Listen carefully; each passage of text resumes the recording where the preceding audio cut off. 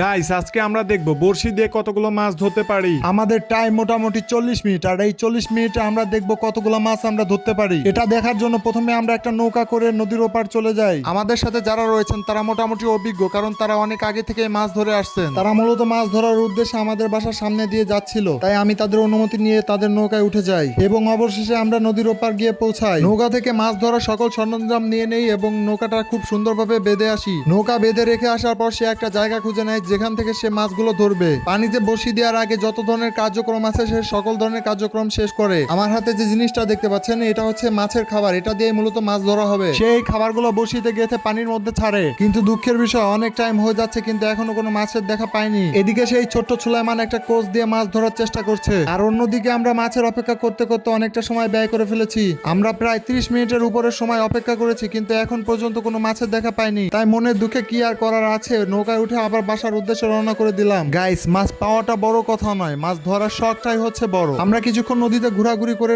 নদীর সুন্দর ভিউটা আমরা দেখতে থাকি। নদীর ভিউটা আসলেই মনোমুগ্ধকর ছিল, যেটা দেখার মতো। গাইস, এইরকম ভাবে ছোটবেলায় কে কে বড়শি দিয়ে মাছ ধরেছেন অবশ্যই কমেন্ট করে জানান, আর ভিডিওটা ভালো লেগে থাকলে শেয়ার করে দিন।